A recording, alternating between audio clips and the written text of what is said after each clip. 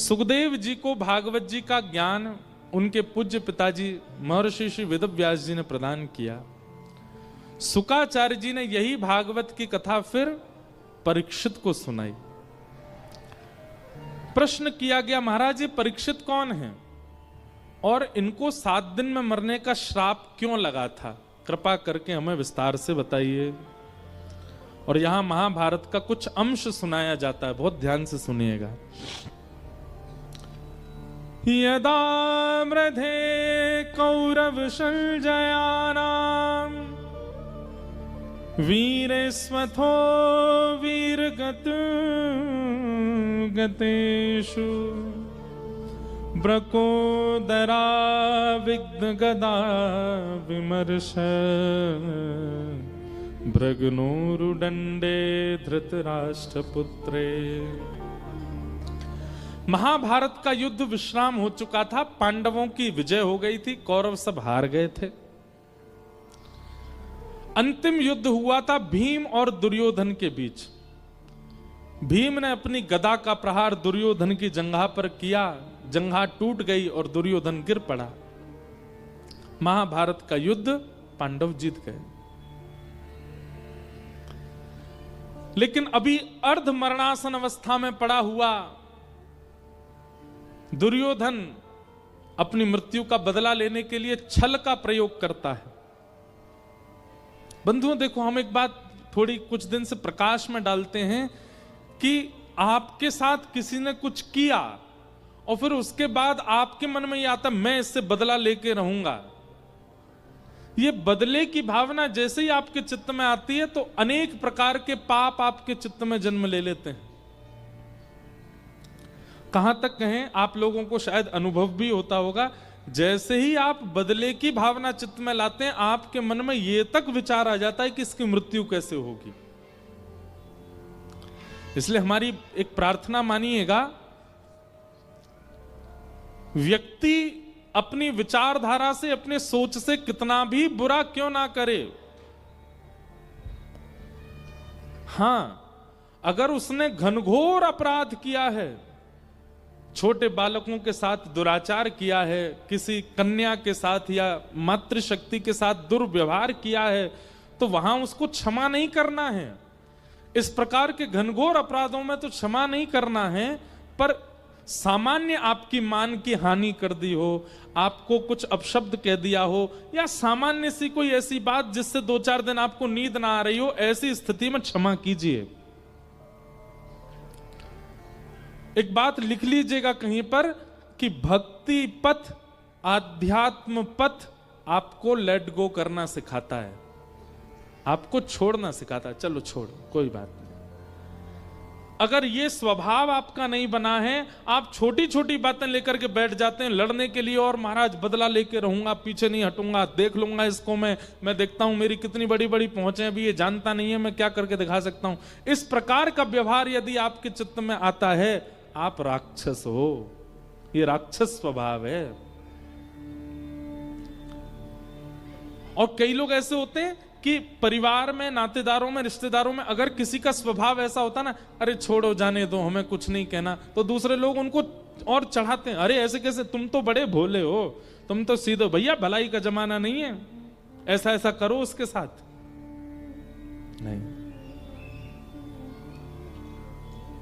आप कहेंगे महाराज जी आप तो व्यास मंच पर ऊंचे बैठ गए हो, लोग बाग आपको माला पहनाते हैं, प्रणाम करते हैं, आपको क्या पता कि लोग क्या क्या करते हैं। हमें नहीं पता होगा। अगर हजारों लोग कथा सुनकर के प्रेम करने वाले हैं ना, तो इन्हीं हजारों में कई सारे लोग हमको भी अपशब्द कहने वाले होते हैं। जरूरी नहीं है कि सब जगह प्रेमी ही मिलते हैं, कई जगह बहुत उल्टी बुद्धि वाले लोग भी मिल जाते हैं।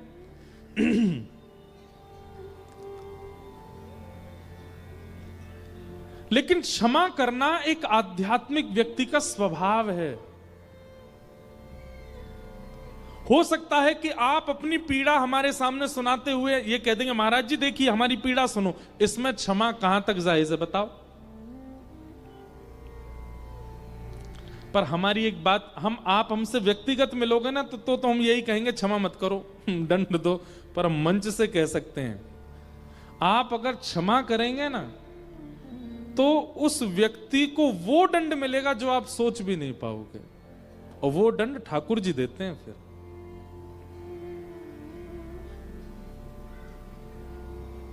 जैसे एक उदाहरण सुनिएगा बहुत ध्यान से।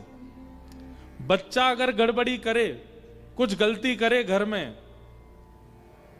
बच्चे बहुत ध्यान से सुनिएगा, अगर आपने कुछ गड़बड़ी करी, कोई गलती करी और मां ने देख लिया और मां ने देख करके आपको छोड़ दिया, तो आपकी टेंशन बढ़ जानी चाहिए। क्यों? मां ने छोड़ दिया, पिताजी मां से ज्यादा दंड देंगे। इसलिए 2-4 चपाटे मां के ही खा लो ताकि पिताजी तक बात ना पहुंचे, क्योंकि पिताजी के हाथ में बात आ गई तो फिर कार्य बहुत ज्यादा बिगड़ जाएगा।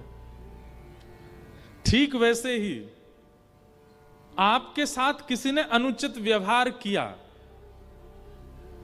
आप अगर उसको दंड दोगे तो वो दंड एक प्रकार का बदला, वो आप बदला लेने की भावना आपके मन को बिगाड़ेगी। उसको तो केवल आप दंड देके थोड़ी पीड़ा दोगे, लेकिन कहीं आपने अगर उसको क्षमा कर दिया, जाने दिया, तब ठाकुर जी आपकी कमान संभालते हैं। बोले अच्छा इसने क्षमा किया, मैं नहीं करूंगा, अब इसका दंड मैं दूंगा। और ठाकुर जी जब दंड देते हैं तो वो दंड आपके विचार से परे होता है। तो ये एक आध्यात्मिक स्वभाव है, ये एक भक्ति पथिक का स्वभाव है कि वो जाने देता है बातों को, ठीक है। पर हां, कुछ अपराध ऐसे हैं उनमें नहीं।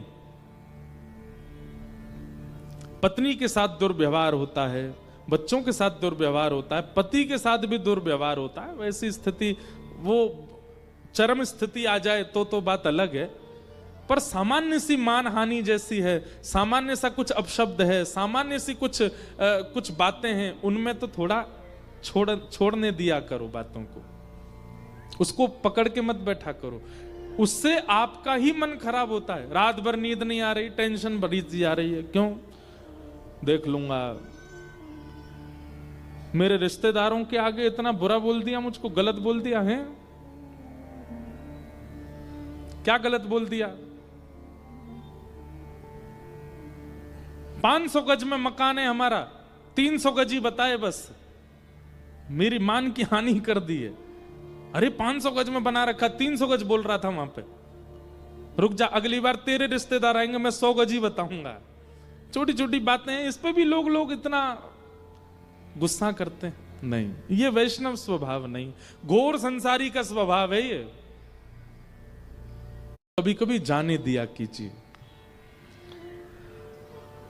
दुर्योधन, पूरी सेना खत्म हो गई, अपने खत्म हो गए, भाई खत्म हो गए, परिवार खत्म हो गया, उसके बाद भी दुर्योधन के मन में यह नहीं आया कि चलो जाने दिया जाए। नहीं, अश्वत्थामा गुरुपुत्र को कहता है, इन पांडवों ने हमारा वंश खत्म कर दिया, इन पांडवों ने हमारा पूरा परिवार, हमारी सेना खत्म कर दी, इनको हम जीने नहीं देंगे। अगर हम हस्तिनापुर की राज्य गद्दी पर नहीं बैठ पाए तो ये भी नहीं बैठने चाहिए। अश्वत्थामा बोला क्या करूं? बोले धर्म से तो युद्ध हमने कर लिया, अब अधर्म से करो। धर्म क्या है? सूर्य उदय से सूर्यास्त तक युद्ध कर सकते हो, और अधर्म क्या है? सूर्यास्त के बाद भी अपने शत्रु के साथ युद्ध करना, उसको मारने की चेष्टा करना, यह अधर्म है।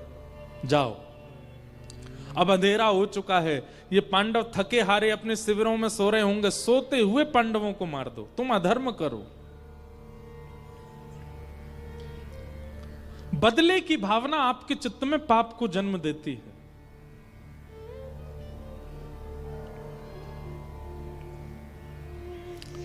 अश्वत्थामा गए, लेकिन ठाकुर जी के मन में कुछ और चल रहा था। पांडवों को लेकर के भगवान कहीं और चले गए, लेकिन द्रौपदी के 5 पुत्र सोते रह गए, और अश्वत्थामा ने अंधेरे में जल्दीबाजी के चक्कर में द्रौपदी के 5 पुत्र मार दिए।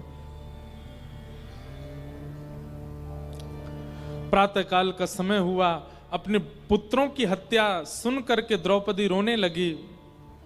अर्जुन ने प्रतिज्ञा ले ली, मैं जीवित नहीं छोड़ूंगा जिसने भी बालकों की हत्या की है।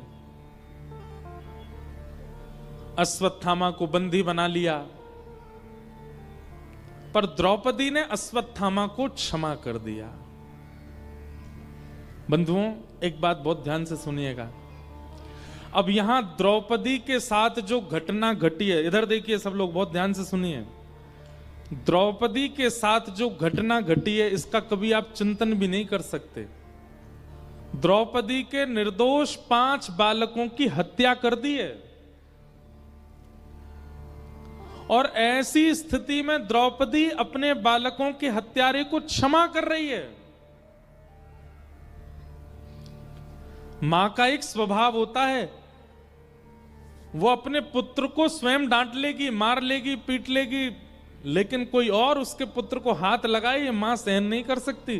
कभी कभी पिता भी अगर पुत्र पर नाराज होते हैं तो मां सामने आ जाती है, बस बहुत हो गया है, बस इससे ज्यादा मत करो, खुद चाहे कितना भी मारे उसको। मां का स्वभाव होता है कि वो अन्य किसी को इतना अधिकार नहीं देती कि उसके पुत्र या पुत्री को कोई कुछ कहे। यहां तो हत्या कर दी 5 बालकों की, और द्रौपदी क्या कह रही है? छोड़ दो इसको मत मारो। अर्जुन ने पूछा, क्यों? तुम्हारे बालकों को मारा है इसने, इसको क्यों ना मारूं? किस कारण से छोड़ दूं इसको? तब द्रौपदी ने जो कारण दिए हैं ना, वो सुनने लायक है। द्रौपदी क्या कहती है?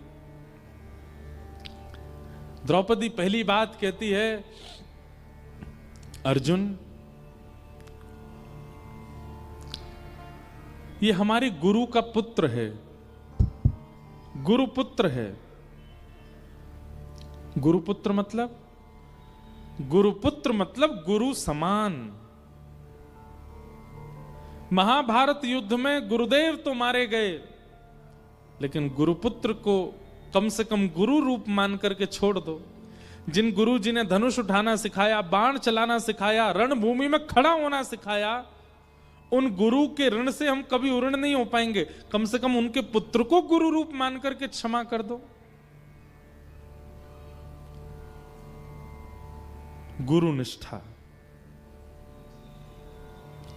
जबकि होता ऐसा है बंधुओं कि जब कोई बहुत सगा व्यक्ति चला जाता है ना, तो व्यक्ति इतना व्याकुल हो जाता है कि कई बार वो भगवान को भी कोस देता है कि हे नाथ, क्या आप में दया नहीं है? मेरे इतने प्रिय को मुझसे छीन लिया।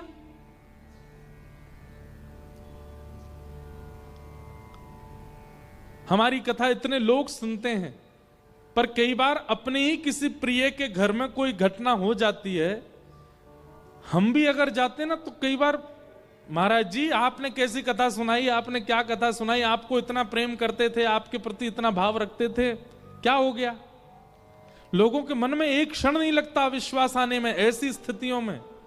लेकिन द्रौपदी की स्थिति देखिए, 5 बालक मर गए और द्रौपदी कह रही है गुरुपुत्र है हमारा। गुरुपुत्र गुरु समान होता है, इसको मत मारो। दूसरी बात, हम क्षत्रिय हैं और ये ब्राह्मण हैं। ब्राह्मण वंद्य होते हैं, ब्राह्मण पूजनीय होते हैं, इसको नहीं मारना चाहिए।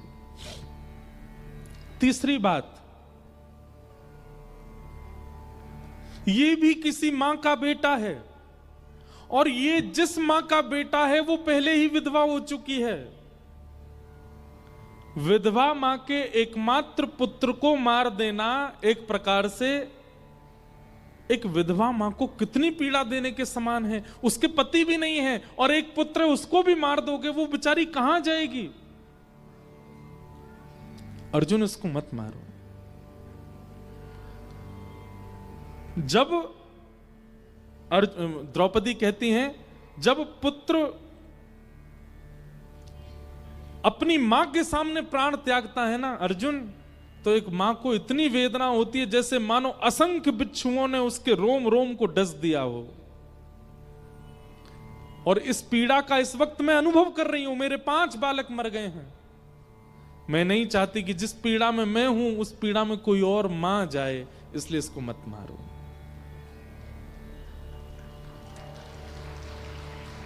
और अंतिम बात द्रौपदी कहती है, अगर इसको मारने से मेरे 5 पुत्र जीवित हो जाएं तो मार दो, लेकिन अगर 5 जीवित नहीं होंगे तो इसकी हत्या मत करो। ये बात सुनकर के पूरी सभा स्तब्ध हो गई, लेकिन सभा में एक खंभ से अपने टेक लगा करके खड़े हुए द्वारिकाधीश, उनके नेत्र सजल हो गए, नेत्रों में अश्रुबिंद आ गए ठाकुर जी के। बंधुओं, एक बात हमेशा याद रखना, जब आपके जीवन में सब कुछ अनुकूल चल रहा है ना, सब कुछ अच्छा अच्छा अच्छा अच्छा चल रहा है, तो यह समझ लीजिएगा ठाकुर जी की दृष्टि है नहीं आपके ऊपर। ठाकुर जी अभी कहीं और मुंह फेर के खड़े हैं, इसलिए सब बढ़िया ही बढ़िया चल रहा है। लेकिन कहीं ठाकुर जी दृष्टि घुमा करके देख लें तो समझ जाना अब परीक्षा आई है, जीवन में रुकावट आई है, धन की कटौती हो रही है या कुछ भी हो रहा है, तो यह समझना ठाकुर जी की दृष्टि आपके ऊपर है और ठाकुर जी देख रहे हैं अब तेरी स्थिति विचलित हुई है, अब तू क्या कदम उठाएगा। ठाकुर जी देखते हैं उस समय।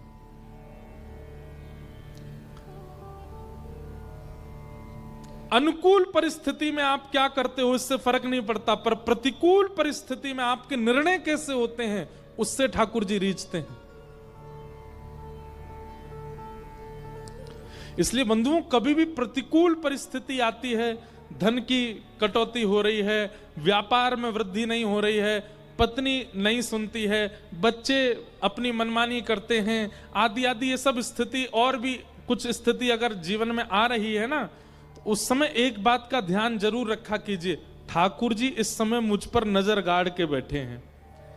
मेरा एक एक निर्णय, मेरा एक एक कदम, मेरी एक एक बात को वो ध्यान पूर्वक सुन रहे हैं। मेरी परीक्षा चल रही है, मुझे बहुत सावधानी रखनी है, पीछे हटना नहीं है, भागना है नहीं, मुंह नहीं फेरना है, करना है उस क्रिया को, लेकिन यह विचार करके करना है कि ठाकुर जी की दृष्टि है। उस समय यदि आपके निर्णय, आपका व्यवहार, आपका स्वभाव, आपकी विचारधारा, आपके क्रोध, सब पर अगर आपने नियंत्रण कर लिया, तो जिस प्रकार अभी द्रौपदी से ठाकुर जी प्रसन्न हो गए, ऐसे आपसे हो जाएंगे। इसलिए विपरीत परिस्थिति में आप सब सोचते हो, पर एक बात का विचार किया करो, ठाकुर जी देख रहे हैं। आप जब एकांत में बैठ के रोने लग जाते हैं, आप जब स्वयं को कोसने लग जाते हैं, आप दर दर भटकने लग जाते हैं, उस स्थिति से निकलने के लिए कुछ भी करने को तैयार हो जाते हैं, उस समय यह विचार कर लिया कीजिए ठाकुर जी देख रहे हैं आपको। हम एक बात कहते हैं, पानी में अगर गहरे पानी में कभी जाओ तो बचने का एक नियम सुन लीजिए। अगर डूब रहे हो, गिर गए हो नाव से या गहरे पानी में चले गए हो, तो 2 चीजों का ध्यान रखना, एक तो मुंह बंद रखना और दूसरे हाथ पैर मत मारना। हाथ पैरों को ढीला छोड़ देना, मुंह बंद कर लेना, आप अपने आप ऊपर आ जाओगे, डूब ही नहीं पाओगे। ठीक वैसे ही जीवन रूपी सागर में जब भयंकर परिस्थिति में डूबने लग जाओ, एक तो मुंह बंद कर लेना और दूसरे बहुत हाथ पैर मत मारना, इधर जा उधर जा, यहां ये कर वहां वो कर, इससे बात कर, इसके पीछे पड़, इससे मन्नत कर, नहीं। इन 2 चीजों को वश कर लीजिए, अपने हाथ पैर कम चलाइए, मुंह कम चलाइए, आपकी वो स्थिति कितनी भी भयावह हो, आप तैरते हुए पार कर जाओगे। इन 2 बातों का ध्यान रखिए। आप सुख की घड़ी में, अच्छे समय में क्या करते हैं, ठाकुर जी कई बार आपको नहीं देखते, लेकिन आपकी विषम परिस्थिति में ठाकुर जी एक एक चीज मॉनिटर करते हैं आपकी। आपका व्यवहार कैसा है, आपका स्वभाव कैसा है, आपकी विचारधारा कैसी, आपकी वाणी कैसी है विपरीत अवस्था में। बालक स्वस्थ हो, धूल में खेले, रोड पर चला जाए, मित्रों के साथ खेले, कोई दिक्कत नहीं, माता पिता को चिंता नहीं होती, पर बालक को खांसी जुकाम हो जाए, बुखार हो जाए, मां 24 घंटे उसके आगे पीछे घूमती रहती है, एक एक बार उसको थर्मोमीटर लगा के देखेगी, बार बार उसकी नब्ज देखेगी, सिर पर पट्टी रखेगी, बार बार दृष्टि डालती है मां। ठीक वैसे ही आपकी विषम परिस्थिति में ठाकुर जी देखते ही रहते हैं और परखते हैं कि आपका स्वभाव, व्यवहार, वाणी कैसी है उस समय।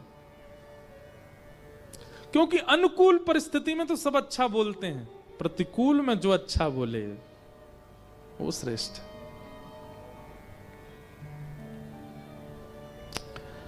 भगवान ने,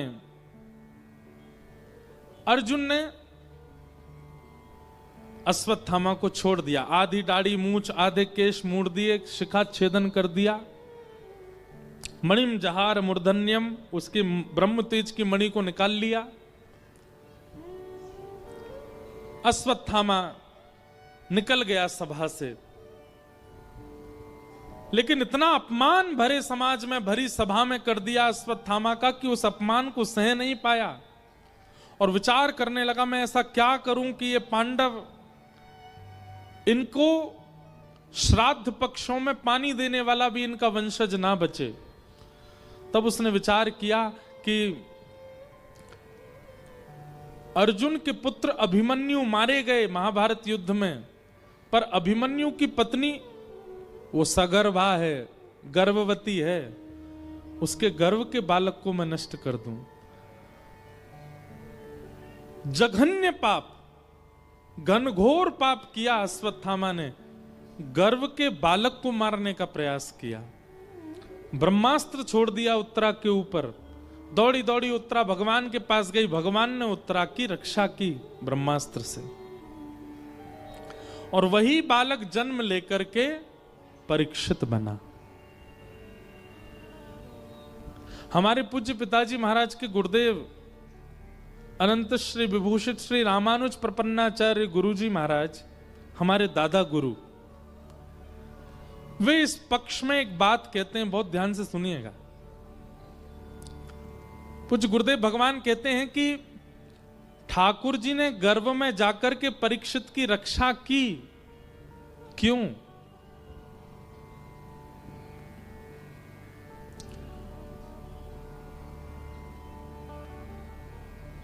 माता के गर्भ में कई बार कई बालक प्राण त्याग देते हैं,